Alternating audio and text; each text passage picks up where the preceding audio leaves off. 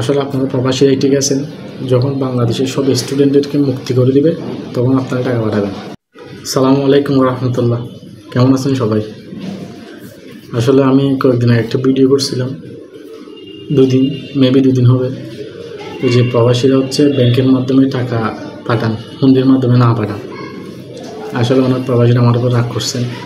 আসলে আমি সত্যি বলতে আমি আপনাদেরকে অনেক ভালোবাসি, মন থেকে শ্রদ্ধা করে আমি আপনাদেরকে অনেক ভালোবাসি, আমি আপনাদের, বুঝতে পারছেন? তো প্রবাসীরা আমাকে ইউটিউবের মধ্যে কিন্তু ভিডিওটা কিন্তু ভালো ভিউজ হয়েছে। তো প্রবাসীদেরকে আমি বলছিলাম হুন্ডির মাধ্যমে টাকা না পাঠিয়ে ব্যাংকের মাধ্যমে পাঠান। প্রবাসীরা কিন্তু কমেন্টের মধ্যে আমাকে অনেক কিছু বলছেন। আসলে সত্যি করে আমি সামগ্রিক বিষয় নিয়ে চিন্তা ভাবনা করছিলাম। এই ভিডিওটা নিয়ে আমার মাথার ভিতর কিন্তু অনেকেই করছিল। আসলে আমি চিন্তা ভাবনা করছিলাম, আসলে আপনারা ঠিক আছেন, আপনাদের যে যুক্তি দেন, হ্যাঁ ওইটা ঠিক আছে। আপনারা রেমিটেন্স পাঠান, দেশ উন্নত হয়। পুলিশ বলেন, সেনাবাহিনী বলেন, বিজিবি বলেন, যাই বলেন এখন দেশের প্রশাসন, দেশের মানুষের জন্য কিন্তু রেমিটেন্সের যা টাকা করা হয়।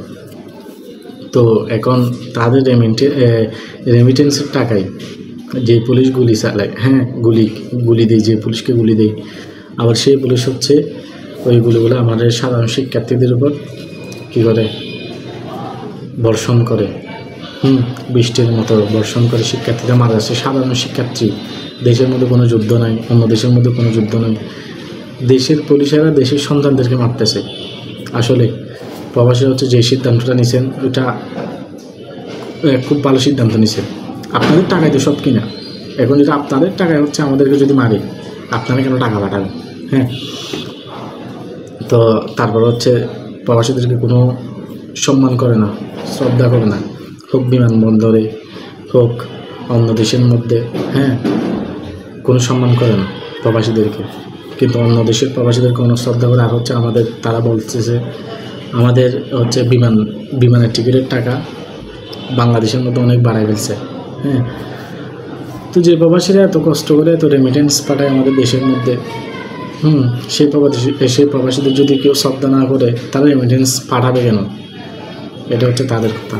আসলে আপনারা ঠিকই আছেন, তাদের কোনো সম্মান করে না। আসলে তাদের সাথে কথা বলেছে হচ্ছে বাংলাদেশের যে বড় বড় কর্মকর্তারা, মানে গরু ছাগলদের মতো তাদের সাথে কথা বলে।